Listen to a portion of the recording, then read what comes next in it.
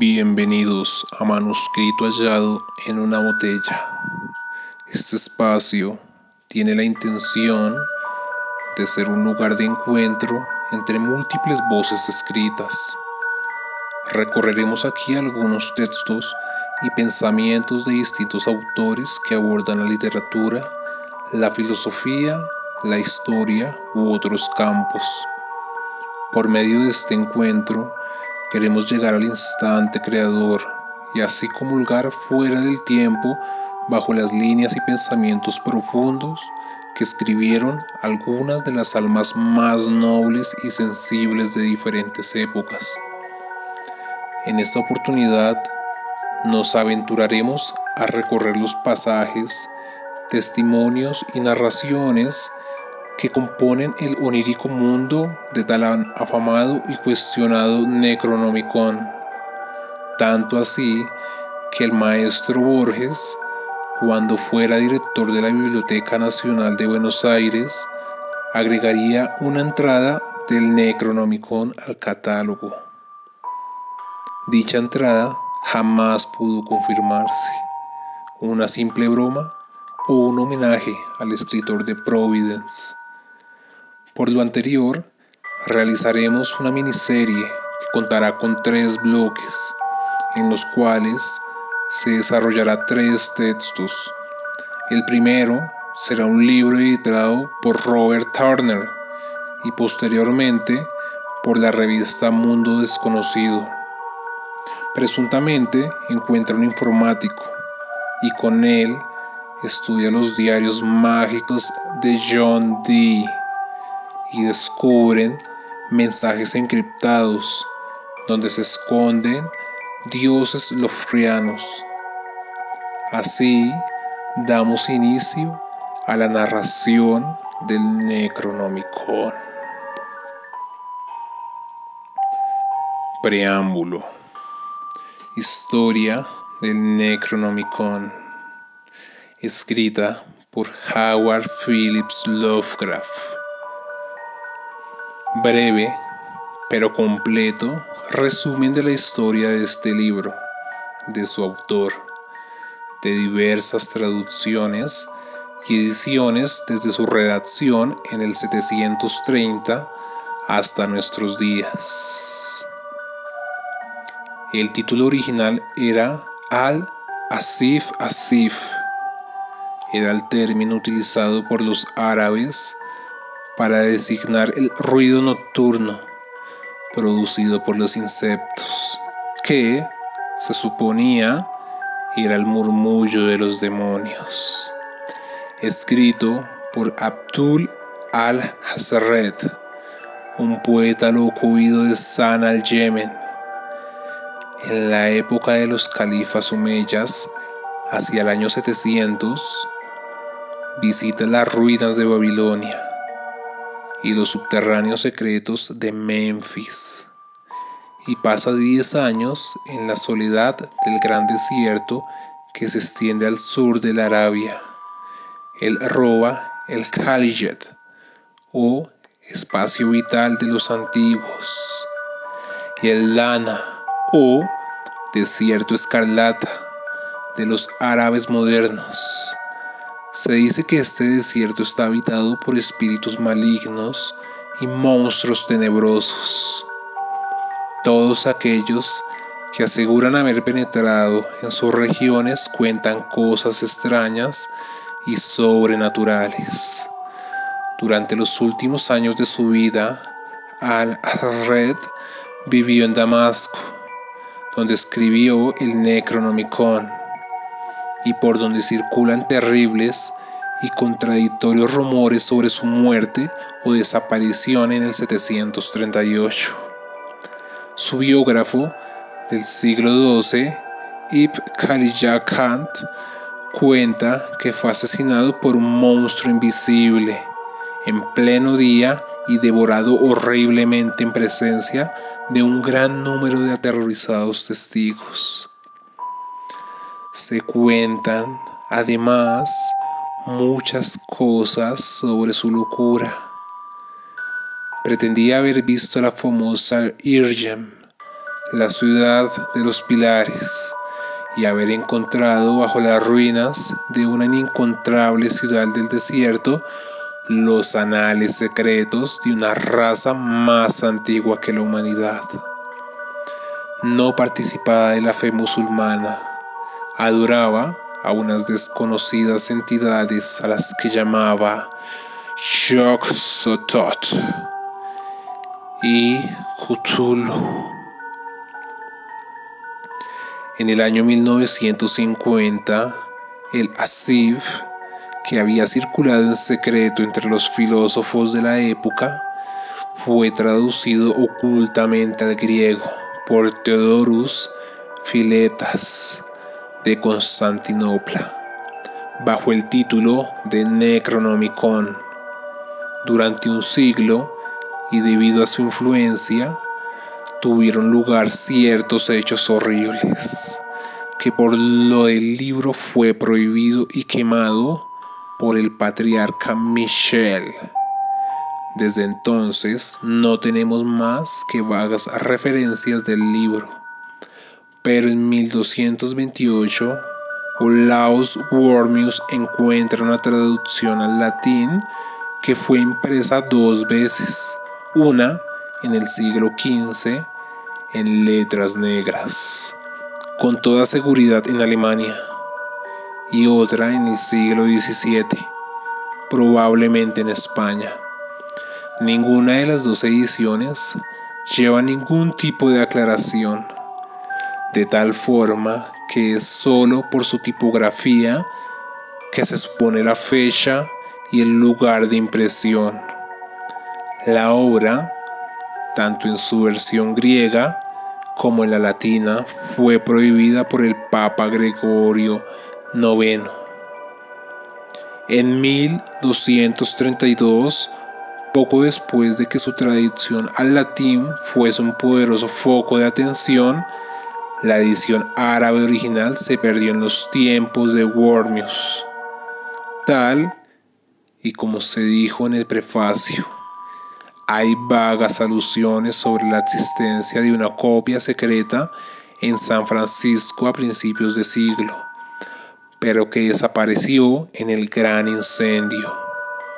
No hay ningún rastro de la versión griega, impresa en Italia entre 1500 y el 1550. Después del incendio que tuvo lugar en la biblioteca de cierto personaje de Salem en 1692, igualmente existía la traducción del Dr. Dee, jamás impresa, basada en el manuscrito original. Los textos latinos que aún subsisten, uno del siglo XV, está guardado en el Museo Británico y el otro del siglo XV se halla en la Biblioteca Nacional de París. Una edición del siglo XVII se encuentra en la Biblioteca de Guildford de Harvard y otra en la Biblioteca de la Universidad de Miskatonic en Arkham, mientras que hay una más en la Biblioteca de la Universidad de Buenos Aires. Probablemente existían más copias secretas y se rumoreaba persistentemente que una copia del siglo XV fue a parar a la colección de un célebre millonario norteamericano. Existe otro rumor que asegura que una copia del texto griego del siglo XVI es propiedad de la familia Pickman de Salem, pero es casi seguro que esta copia desapareció. Al mismo tiempo que el artista R.U. Pickman en 1926. La obra está severamente prohibida por las autoridades y por todas las organizaciones legales inglesas. Su lectura puede traer consecuencias nefastas. Se cree que R.W. Chambers se basó en este libro para su obra El Rey Amarillo.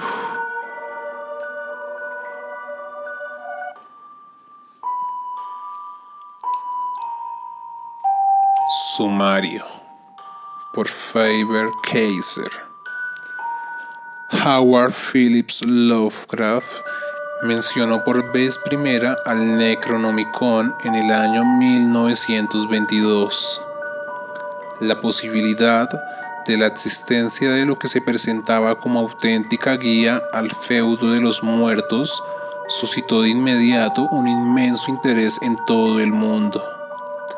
Los libreros se vieron asediados por montones de pedidos, mientras que los anticuarios se lanzaron a la búsqueda febril de la misteriosa obra. A partir de entonces se generó una viva controversia entre los partidarios de St. Joshi de la Miskatonic University, en cuya opinión el Necronomicon no existió jamás, atribuyendo la obra a Lovecraft mismo, y aquellos estudiosos de los conocimientos ocultos que estaban convencidos de la autenticidad del libro de los nombres muertos. En un texto publicado en 1938 por Wilson Shepard en Terrible Press, Oakland, Alabama, Howard Phillips Lovecraft resume la historia del Necronomicon. Puntualiza allí que el título original era Al-Asfid, siendo Asif el término utilizado por los árabes para designar el rumor nocturno producido por los insectos, y se suponía era el murmullo de los demonios.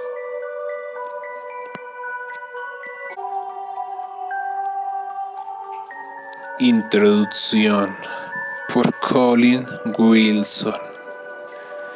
En el pasado agosto, Derlet, que había sido amigo y editor de Lovecraft, me dijo a menudo que recibía cartas de lectores que deseaban saber si realmente poseía un ejemplar de Al-Asif o el Necronomicon del loco árabe Abdul al-Hazred, o si podían consultar un ejemplar en la Universidad de Miskatonic en Providence.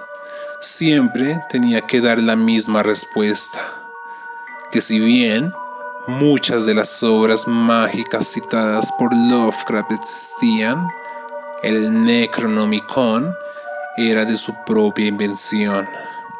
En cierta ocasión, estando en la biblioteca de la casa de Derlet, Arkham House, en las afueras de South City, Wisconsin, y mientras bebíamos una botella de excelente vino tinto californiano, le pregunté si creía que Lovecraft había basado Al-Asif en algún texto mágico conocido.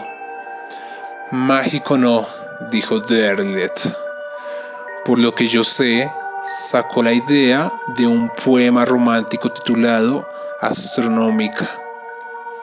Ya sabes que fue un perspicaz astrónomo. Yo no lo sabía. De hecho, poco era lo que conocía sobre Lovecraft aparte de sus obras. Hasta 1975 no encontré ninguna referencia sobre astronomía del poeta Manilio. Fue la biografía de Lovecraft escrita por Sperry de Camp.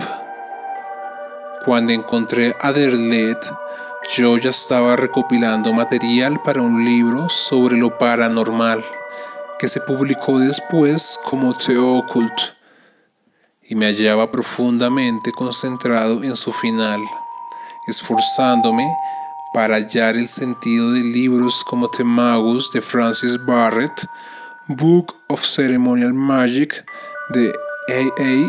Waite y The Monotree de Nicholas Remy. Los encontré difíciles y confusos, pero al mismo tiempo me chocaba la similitud de tono de muchos pasajes con las citas de Al-Asif hechas por Lovecraft, y otros trabajos de Camino de la Izquierda. Este de Remy, por ejemplo, trata del tema de los niños nacidos como resultado de cópulas con demonios. Una de las cuestiones que resultan más penosas de entender es el bronco silbido que estos niños emiten en lugar de llorar, su andar atolondrado y su manera de buscar en lugares ocultos. Debemos confesar que los demonios intervienen activamente y se introducen en las madres o en sus hijos no natos, dotándoles de poderes que son completamente sobrenaturales. Esto es muy parecido a una de las criaturas semi-humanas de Lovecraft de las colinas detrás de Arkham. También había leído de las obras de Aleister Crowley, recopiladas por mi amigo Roger Staplitz de la Universidad de Michigan, y encontré unos paralelismos tan sorprendentes que me pregunté si Lovecraft y Crowley se habían conocido. Derlet creía firmemente que no. De hecho, dudaba sobre si Lovecraft había tenido noticia alguna vez de la Gran Bestia. Si así hubiese sido, parecía creer Derlet lo hubiera rechazado por charlatán y presumido, porque, por extraño que parezca, la filosofía de Lovecraft era científica y materialista. Aunque aborrecía el materialismo en su sentido comercial, el culto americano al dinero y al éxito, tuvo el raro orgullo de considerarse a sí mismo como descendiente de los racionalistas del siglo XVIII. En su época escolar, sus pasatiempos preferidos fueron la química y la astronomía. Aún adolescente, ya escribía una columna de astronomía en un periódico local. Podría creerse que las especulaciones del profesor Lowell sobre los canales de Marte estaban destinados a atraer la atención del joven Lovecraft, pero la rechazó como producto de una mente quimérica. La misma actitud adoptó con respecto al espiritismo y en febrero de 1929 escribió una carta a Frank Belknap diciendo: una palabra sobre la estúpida tentativa de los espiritistas para razonar que la naturaleza no sólida de la materia, como recientemente se ha probado por los físicos atómicos, indica la realidad de su mítica alma de la materia, o ectoplasma, y hace de la inmortalidad una idea menos absurda de lo que era antes. Sigue entonces argumentando que, aun consistiendo la materia en partículas cargadas eléctricamente, esto no prueba que sea de naturaleza espiritual. La actitud de Lovecraft, dijo Derlet, en conjunto estaba más cerca de la de su contemporáneo Charles Fort, el hombre que se sentía satisfecho coleccionando recortes de prensa sobre sucesos inexplicables, como lluvias de ranas vivas. Lo mismo que Fort, Lovecraft creía que la ciencia contemporánea es demasiado estrecha. En realidad, Lovecraft admiraba el Book of the Damned de Fort, pero por lo que Derlet sabía, Lovecraft y Fort nunca se conocieron ni mantuvieron correspondencia. Evidentemente, Derlet conocía el tema mucho más que yo, y así, Con cierta desgana fui abandonando la idea que había querido presentar en The Occult de que la mitología de Lovecraft se basaba en su conocimiento de la tradición mágica occidental. Todavía 2 años más tarde volví a pensar sobre ello, en ocasión de haber leído la traducción inglesa de Le Matin des Magiciens de Louis Pauwels y Jacques Berger. Básicamente, este libro es una ampliación de la tesis de Ford acerca de la estrechez de miras de la ciencia y deduce su evidencia de la literatura sobre los ovni, la investigación paranormal y las ciencias marginales. Pero los autores presentan asimismo una interesante teoría de que ciertos escritores imaginativos como Lovecraft, Arthur Machen, imaginaron cosas que más tarde se descubrió que eran ciertas. Machen escribió a su traductor francés, Toulet, lo siguiente: cuando estaba escribiendo Pan y The White Powder, no creía que pudiesen ocurrir cosas tan extrañas en la vida real, ni siquiera que alguna vez hubiesen ocurrido.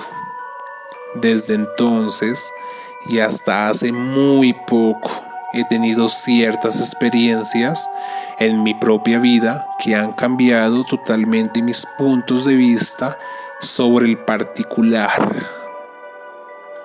De ahora en adelante estoy absolutamente convencido de que nada es imposible en esta tierra. Pues bien, este pasaje es de excepcional interés porque menciona las 2 narraciones que más admiró Lovecraft. En realidad, The Novel of the White Powder casi parece ser puro Lovecraft. Trata sobre un hombre que accidentalmente se administra una extraña sustancia usada por brujas en tiempos anteriores. Hacia el final del relato, el hombre queda transformado en una oscura y pútrida masa, hormigueante y corrupta, una repugnante podredumbre que no era sólida ni líquida, pero que iba fundiéndose y cambiando delante de nuestros ojos, y en medio de ella brillaban 2 puntos ardientes parecidos a ojos. Lovecraft cita esto extensamente en Supernatural Horror in Fiction. De acuerdo con los biógrafos de Machen, Hayden, Reynolds y Williams, fue a Londres para oír los misterios de los propios labios de los adeptos, pero parece que no ha dejado constancia de lo que Machen le dijo. Por otra parte, merece la pena releer The Great Good Paint a la luz de la confesión de Machen. El tema se centra en un doctor de inclinaciones panteístas que cree que la naturaleza es el velo que cubre un maravilloso mundo de realidad espiritual. Cree que ha descubierto el modo de provocar esta mítica visión mediante una operación de cerebro. Los antiguos la invocaban mirando al dios Pan. Realiza la operación en una muchacha que se vuelve idiota. La visión de Pan acaba por ser demasiado horrible para que los seres humanos la soporten. La joven idiota vaga por las montañas y tiene trato sexual con una extraña criatura. Como consecuencia, concibe un niño que es bello y demonio. Es de notar aquí la transformación de Machen, el cual, desde un misticismo wordsworthiano, pasa a ser algo mucho más siniestro. Esto nos recuerda que la palabra pánico proviene de pan. Además, parece que Machen esté sugiriendo a Toulette que en The Great Good Pain la visión subyace es más real de lo que él mismo sospechaba al escribirla. Podría muy bien ser que estuviera exagerando o simplemente mintiendo para impresionar a sus admiradores franceses. Todavía no se había dado a conocer como hombre mentiroso. Se tomó la molestia de explicar que ninguna de las experiencias que he tenido está relacionada con imposturas tales como el espiritismo, lo cual también parece destacar la posibilidad de que hubiera visto un fantasma. Pauwels y Berger se inclinan a creer que la respuesta reside en la pertenencia de Machen a un orden mágico llamado el Amanecer Dorado, fundada por MacGregor Martyrs. Puede que en parte tenga razón, pero el capítulo 9 de la obra bibliográfica de Machen, Things Near and Far, describe ciertas experiencias que tuvieron lugar antes de que Machen perteneciera al Amanecer Dorado. En 1899, cuando vivía en la posada de Grey, Machen sintió que su inspiración le abandonaba. Al mismo tiempo, empezó a tener una serie de experiencias semi-alucinatorias. Una mañana, caminando por la avenida Rosebery, tuvo la sensación de andar sobre el aire, como si el pavimento se hubiese convertido en una almohada.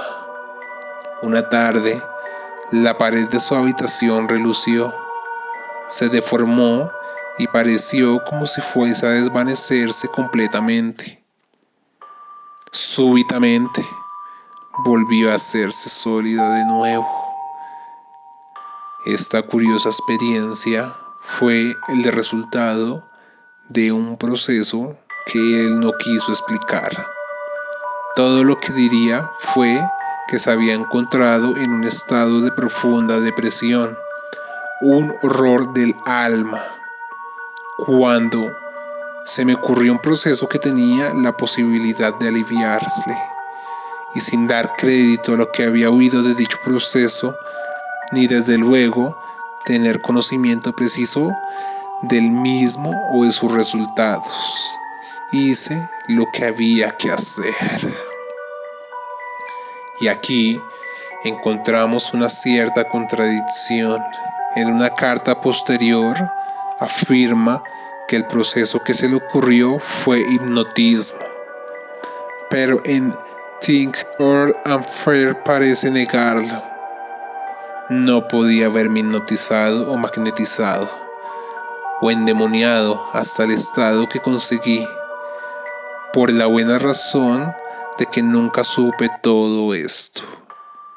Probablemente lo que quiere indicar es que el resultado que consiguió no era una especie de autoalucinación o un sueño en estado de vigilia.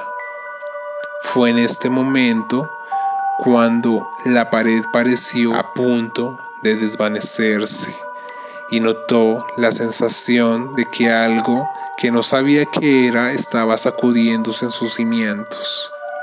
Tuvo miedo de estar muy cerca de la muerte, pero todo pasó y sintió una inefable paz de espíritu, un éxtasis jubiloso que duró varios días.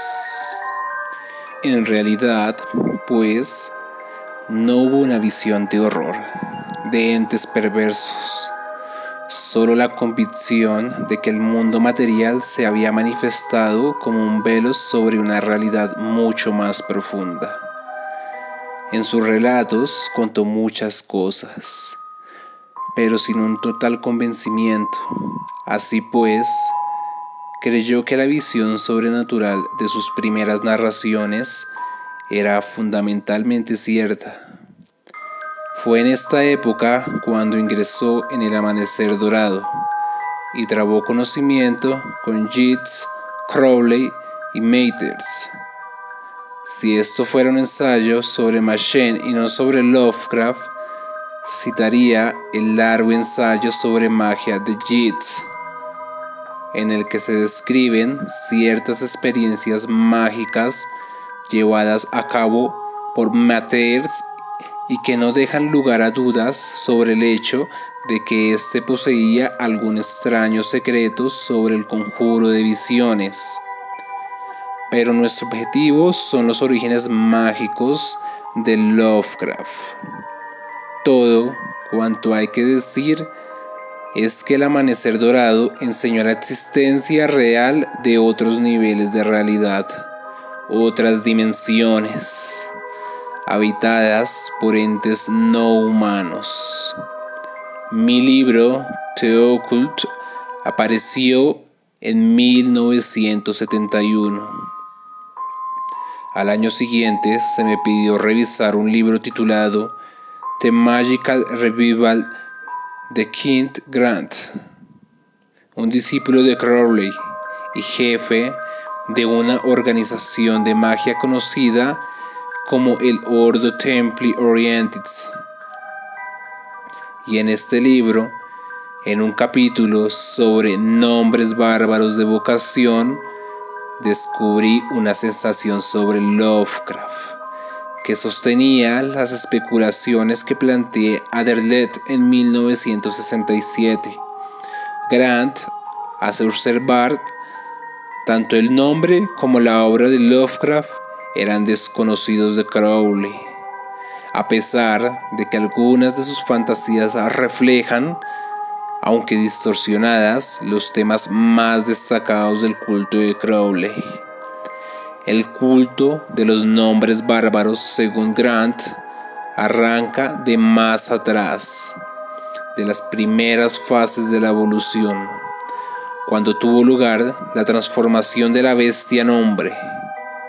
Explicó que la fuerza de los nombres bárbaros reside principalmente en el hecho de que son ininteligibles para la mente consciente y, por consiguiente, están especialmente adaptados para la apertura del subconsciente, y dedica una extensa tabla a detallar las semejanzas entre los dioses bárbaros de Crowley y los de Lovecraft. Crowley, señala, tenía también su libro sagrado, no Al-Asif, sino Albel-Legis, el libro de la ley.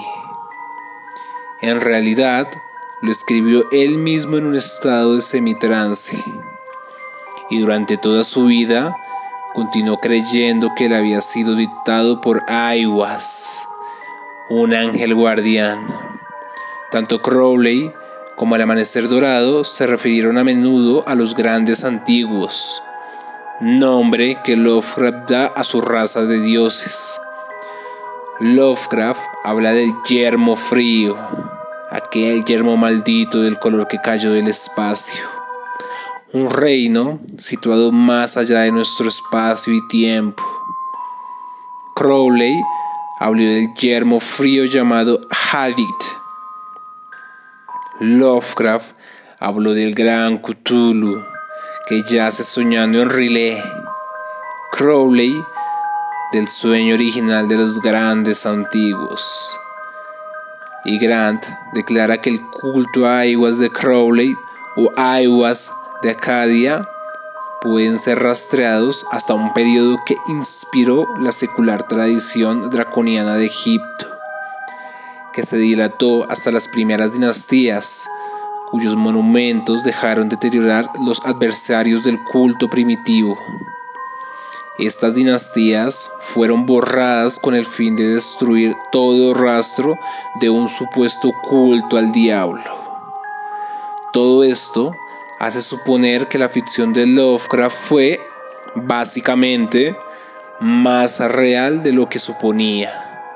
En un libro posterior, Night Side of Eden, Grant llega aún más cerca de los notables paralelismos que hay entre la traducción gnóstica y cabalística y la mitología de Lovecraft. Un asunto sobre el cual volveremos más adelante.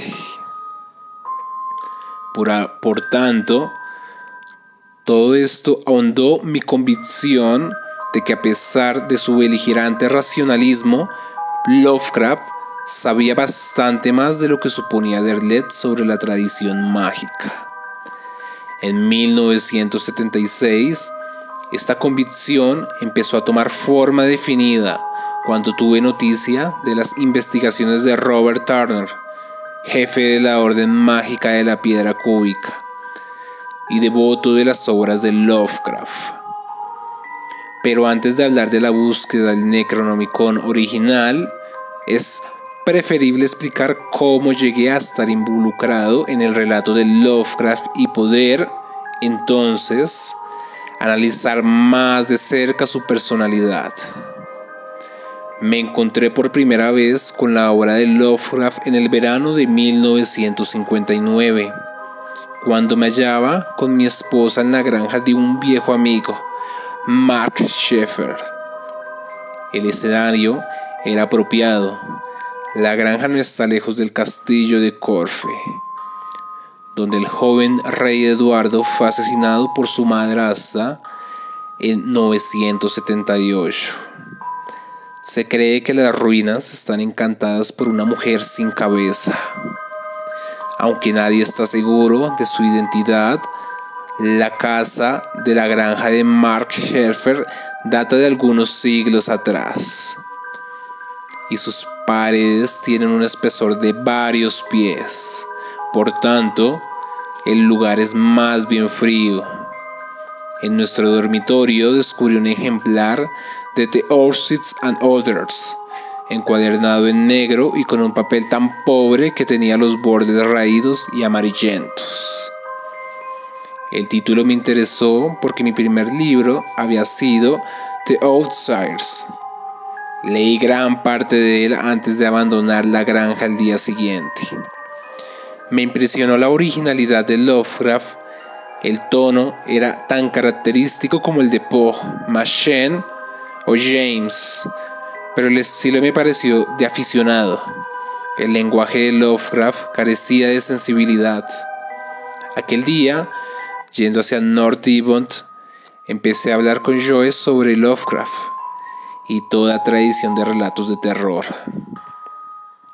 Me parecía muy claro que Lovecraft era uno de mis marginados, un romántico que encontró intolerable el mundo real. En The Outsiders evité deliberadamente escribir sobre fantasiosos, cuya relación con el mundo real es más o menos negativa, y me centré en hombres como Dostoyevsky, Van Gogh, Nietzsche y Guthrie, todos ellos hombres que abrigaban la idea de que deberían hacer algo con la futilidad y trivialidad de la existencia humana. Los fantasiosos dan siempre la espalda a la realidad, esperando que así desaparezca. Por esto no alcanzarán nunca la grandeza moral de Tolstoy o Dostoyevsky. Como resultado de la lectura de Lovecraft, pensé que las fantasías habían aportado una contribución importante a este problema de la trivialidad cotidiana y que merecía la pena escribir una continuación de The Outsiders que tratara sobre el particular. En este viaje, desde el castillo de Corfe hasta North Devon, esbocé por completo The Street of Dreams. El libro empezaba con un estudio sobre Lovecraft, el cual ocupa un lugar un lugar central en el argumento. Al año siguiente hizo un viaje a América bajo los auspicios del Instituto de Artes Contemporáneas de Washington. Hasta entonces había tenido dificultades en obtener libros y discos americanos, ya que debía pagarlos en libras esterlinas, por lo cual decidí gastar algunas de las ganancias de mis conferencias en autores y compositores que durante tanto tiempo había codiciado. Tan pronto como llegué a Nueva York, me dirigí a la librería más cercana. Examiné el catálogo para ver qué obras de Lovecraft estaban impresas y las pedí todas. En la sección de libros del New York Times apareció un interview que se me hizo. August Derleth, que dirigía Arkham House Publisher, me escribió a Washington. Me indicó que deberíamos conocernos, lo cual me fue imposible en aquel viaje, pero al menos iniciamos una correspondencia que se prolongó hasta su muerte. Algunas semanas más tarde, encontrándome en Providence, se me programan unas conferencias y seminarios en la Universidad de Brown, la Miskatonic de Lovecraft. Cuando supe que su biblioteca contenía una colección de Lovecraft, dediqué un día entero a leer sus cartas inéditas y manuscritos. Lo primero que me causó una enorme sorpresa fue el racismo de Lovecraft.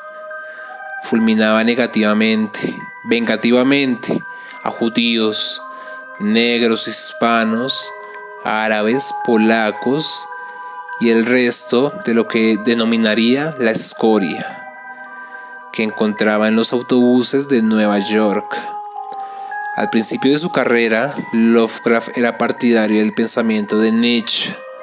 Al igual que este, creía que la raza humana se compone de amos y esclavos. Y esto hace que haya dos moralidades distintas. Ello confirmó mi opinión de que el impulso básico que hay tras la obra de Lovecraft es un deseo de escapar a la realidad cotidiana. De hecho, hacía lo que de algún modo le haga vengarse de la realidad que tanto le asqueaba. Tanto Sprague de Camp como Lynn Carter han discutido conmigo este punto, así como también con Derleth. El propio Lovecraft habló sobre ello ampliamente en una de sus cartas fechada el 30 de octubre de 1929. Escribió, cito, «No soy el único en ver un problema realmente serio para la esteta sensible que quiera mantenerse vivo en medio de las ruinas de la civilización tradicional. De hecho, en el hombre moderno interesado por lo creativo está en general una actitud de alarma, dolor, disgusto, retroceso y estrategia defensiva que muchas veces he intentado permanecer callado por temor a que mis sentimientos personales pudiera ser confundido con un sentido de imitación afectada. Dios, hombre, observar esta lista: Ralph Adams Crump, Joseph Wood Scrooge, James Truslow Adams, John Crowd Ransom, Eliot, Aldous Huxley. Cada uno tenía un plan de escape diferente, aunque cada uno reconoce que es lo mismo aquello de lo que hay que escapar. Pero todo esto apenas llega a ser una crítica de Lovecraft, no más de lo que hizo Eliot o Huxley. Parece lastimoso que todo ello desearan escapar. Parece lastimoso que todos ellos desearan escapar y, sin embargo, cada uno de ellos se aferró a sus propios valores. Y yo, ciertamente, sería el último en condenarlos. Mi interés personal por Lovecraft arranca del hecho de que yo, lo mismo que él, fui muy sensible en mi adolescencia y primera juventud. Solía pasear por Londres en una especie de paroxismo de aborrecimiento por la moderna civilización, pero era consciente de que tal actitud era negativa, casi suicida. Y en la época en que empecé The Outsiders, a los 23 años, pude ver claramente que el problema consistía en cómo dejar de estar a la defensiva, cómo crear nuevos valores en lugar de simplemente intentar conservar los antiguos. A pesar de ello, no siento más que admiración por la magnífica intransigencia de Lovecraft frente a un mundo que se le parecía fútil y destructivo. Mi propio método de crítica a Lovecraft fue escribir 3 obras de ficción basadas en los mitos de Cthulhu, The Mind Parasites, The Philosopher's Stones y Return of the Joylord. La primera de ellas fue escrita por indicación de Derlet y publicada por Arkham House en 1966. También, a petición de Derlet, escribí la novela corta Tales of the Cthulhu Mythos. Originalmente tenía la intención de que no fuese más que un relato corto, pero nunca me he sentido cómodo en medio que dispone en un espacio tan pequeño para desarrollar las ideas. Return of the Joylord me hizo dar perfecta cuenta de que habíamos estado equivocados respecto a los últimos años de la vida de Lovecraft. Su creatividad se agotó. Repentinamente manifestó a sus amigos que había decidido dejar de escribir. La razón es que la narración Lovecraft tiene una finalidad necesariamente limitada. El patrón básico de la mayoría de sus relatos es el mismo. El narrador empieza diciendo a su auditorio que acaba de hacer un descubrimiento verdaderamente terrible, que casi nadie le ha hecho perder la razón. Él siempre había sido una persona equilibrada y normal, que no creía en lo sobrenatural, pero que había ido a vivir a la vieja casa de Arkham o Dublin o Innsmouth, y entonces había visto con sus propios ojos la atmósfera de los relatos tal como se intentaba que fuera, claustrofóbica. Se penetra en el interior del mundo de Lovecraft como si traspasara un pequeño portal con una gran puerta de piedra. Pero como este mundo es tan pequeño y claustrofóbico, no tiene espacio para su desarrollo. Y en la época en que tenía 40 años, Lovecraft ya había tocado todas las variaciones sobre el tema, explotando la vena hasta agotarla. El filósofo Kierkegaard sufrió un colapso y murió el día en que retiró su último dinero del banco.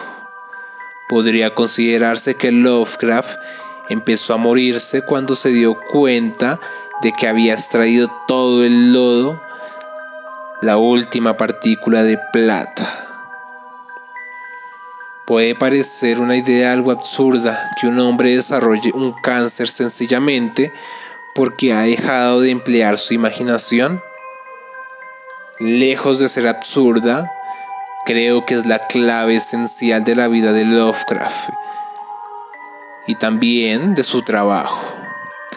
Una vez hayamos comprendido este punto clave y lo combinemos con el relato de Machen sobre lo que sucedió aquella tarde en Gray's Inn, creo que estaremos en situación de poder responder algunas preguntas básicas sobre el Necronomicon.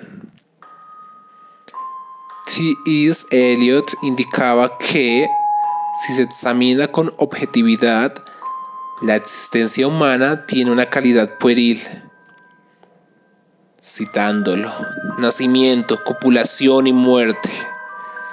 Y el mismo Lovecraft nunca se cansaba de afirmar que nuestra propia cortedad de vista es la que nos permite conservar la tranquilidad de espíritu. No es pesimismo superficial, sino que se trata de una afirmación objetiva sobre la existencia humana. Y, añadiría yo, no veo ninguna razón por la que no pudiese ser la base para una filosofía optimista o religiosa. Los seres humanos son como caballos con anteojeras, atrapados en un momento presente perpetuamente trivial. Cuando un niño llora sobre un juguete roto, decimos que ha perdido la perspectiva. Pero si se piensa sobre ello de forma objetiva, puede verse que este acto es aplicable a todos nosotros. El arte y la ciencia son tan importantes porque nos permiten observar las cosas desde arriba, con una cierta perspectiva. Pero cuando un astrónomo deja su telescopio, tiene que buscar en su bolsillo la llave de la puerta principal. El tiempo nos tiene agarrados por el cogote. Por extraño que parezca, la mayor parte de las personas parecen aceptar esto sin que se les importe. Quizás se deba a que la mayoría de ellas están ocupadas en sus problemas cotidianos, pero ni siquiera aquellas que no tienen demasiados problemas parecen ser capaces de aceptar esta extraña y trivial cualidad sin sentir que algo anda mal. Recientemente, una anciana dama, superviviente de la era eduardina, dijo por televisión que podía recordar la época en que la mayoría de caballeros no hacían nada útil con sus vidas. La mañana la pasaban en el club, la tarde jugando al billar y haciendo visitas, el atardecer jugando al brick. Para mí, esto suena igual que una fórmula de locura. Para la mayoría de la gente, esto suena como una envidiable y placentera manera de emplear la propia vida. La respuesta, creo yo, es que en un pequeño porcentaje de la humanidad, aproximadamente un 5% para ser precisos, tiene una especie de anhelo incorporado de finalidad. Estas personas se esconden como el 5% dominante, y la misma cifra parece aplicable a los grupos animales. El por qué esto sucede así no hay nadie que pueda explicarlo. Probablemente Lovecraft hubiese dicho que esto es puramente biológico. Para que una especie sobreviva, un cierto número de individuos debe poseer un impulso que los lleve más allá de las necesidades diarias. De otra forma, cuando alcance un cierto grado de bienestar y estabilidad, degeneraría rápidamente. De hecho, se sabe por la historia que las naciones se vuelven blandas cuando pueden vivir en el lujo, aunque dichas naciones a menudo consigan producir una gran civilización. Esto se debe a que su 5% dominante posee un impulso que no se erosiona con el bienestar. Dichos hombres poseen, repito, un anhelo interior para la finalidad. El resultado sorprendente es que si se ven privados de una finalidad por las circunstancias de sus vidas, se convierten en unos seres frustrados y propensos al suicidio. Esta es la historia básica de los marginados. Antes de que descubran una finalidad, pueden estar cerca de la locura, sufriendo depresiones suicidas. Y el sentido de la finalidad puede tomar las formas más extrañas, como en el caso de George Fox, el fundador del quakerismo, que iba andando por la ciudad gritando: "La desgracia caerá sobre la ciudad maldita de Lynchfield", conducta que en la actualidad lo conduciría al manicomio más cercano. o como Lawrence de Arabia, alistándose a la RAF como un ciudadano particular. Obsérvese por favor que no estoy diciendo que el 5% dominante sean hombres geniales frustrados. Pueden ser estúpidos y su predominio es posible que solo les convierta en tiranos. Pueden ser deshonestos y esto les convierte en unos timadores. Pueden ser supersexuados y esto les convierte en unos sátiros o ninfómanas, puesto que hay tantas mujeres dominantes como hombres dominantes. Cada enlace sindical, cada sargento mayor, cada cantante de música pop y cada hombre de negocios con éxito pertenece al 5% dominante. Está todavía por escribir un interesante libro sobre algunos marginados, algo menores que fueron destruidos por el sentido de puerilidad. En él se podría incluir, por ejemplo, al archiduque Rodolfo de Austria, que se suicidó con su amante en Mayerlin, y al cantante de rock Elvis Presley, que murió de un ataque al corazón a los 42 años. Los dos pertenecieron de forma natural a la minoría dominante y se vieron privados de su propia expresión por una serie de circunstancias fuera de lo común. El archiduque Rodolfo, por ser el hijo emperador Francisco José de Austria, y Elvis Presley, por el inmenso éxito que lo convirtió en prisionero de su propia mansión. Volvamos ahora a la biografía de Sprague de Camp sobre Lovecraft, o a la del propio Derleth a Memoir, y consideramos la carrera del recluso de Providence. Providence es un lugar bastante agradable, con sus casas revestidas de madera y calles flanqueadas por árboles. Pero en 1890, cuando Howard Phillips Lovecraft nació, debía haber sido la más provinciana de las ciudades provincianas. Shaw una vez describió el Dublín de su niñez como aquel infierno de mezquindad, pero por lo menos era una capital llena de actores, artistas y literatos. En comparación, Providence debe haber parecido tan remota como un pueblo en mitad de la Antártida. Esto significa que desde el momento en que empezó a hablar hasta que llegó a la edad de 21 años, Lovecraft nunca frecuentó o habló con nadie cuya mente no fuese completamente vulgar. Su padre murió loco, probablemente de sífilis, cuando él tenía 8 años. El mismo Howard solo era un niño nervioso y delicado, infinitamente mimado por su madre. La relación con ella podría llamarse proustiana, y es sorprendente que consiguiera evitar convertirse en homosexual. Lovecraft era un lector obsesivo que pasó los primeros 21 años de su vida en una biblioteca.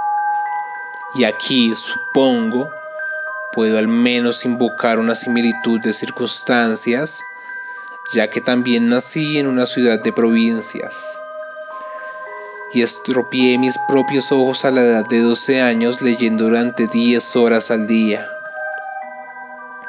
Aún puedo recordar con toda claridad aquella extraña sensación de desconexión con el mundo real, la sensación de que la vida es una especie de sueño o ilusión. Para la mente juvenil que se ha nutrido con ellos, los libros parecen convertir de alguna manera en superfluos los acontecimientos reales. como si fuesen una imitación de una realidad más apasionante.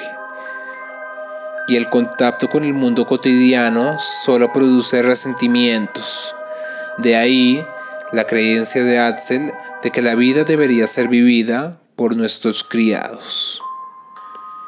Pero la realidad se niega a tolerar a los soñadores románticos. Parece complacerse en zarandearlos hasta que sus dientes rechinan.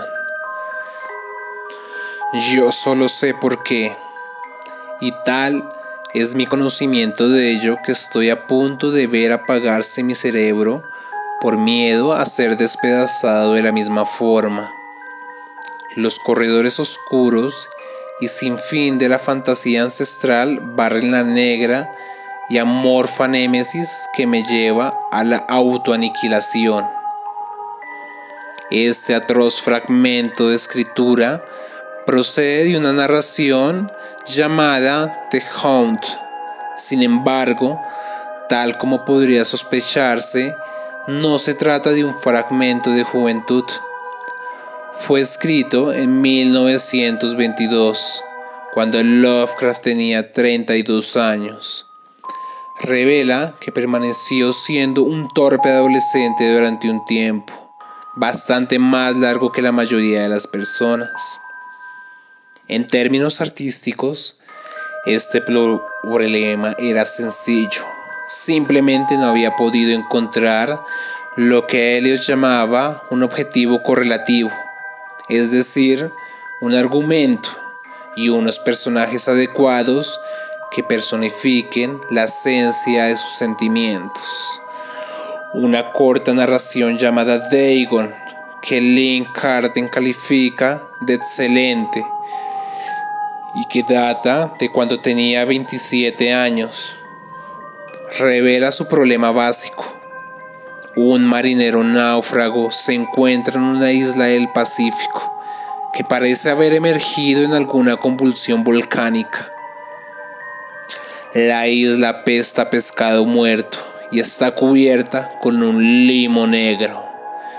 Al cabo de varios días de deambular por ella, el náufrago encuentra un molino tallado con extrañas criaturas en forma de pez. Y mientras está contemplando la luz de la luna, un monstruo escamoso sale del mar y lanza sus enormes brazos alrededor del monumento. Inevitablemente, el marinero se vuelve loco y despierta en un hospital de San Francisco. Pero cuando la luna está en cuarto creciente menguante, veo la cosa. Ahora está subiendo pesadamente las escaleras. No me encontrará. Dios mío, esa mano. La ventana. La ventana.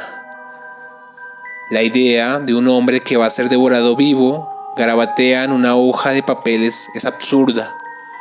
La esencia de la narración reside precisamente en la esencia del hombre estando de pie en la fangosa isla, contemplando el monumento a la luz de la luna y viendo entonces algo enorme, repugnante, parecido a Polífemo, saliendo del mar, pero como un joyero poco hábil ha montado esa visión sobre un engaste pobre y de poca calidad. Aquí concluye nuestro primer capítulo de la miniserie de la obra del Necronomicon. Esperen una próxima publicación.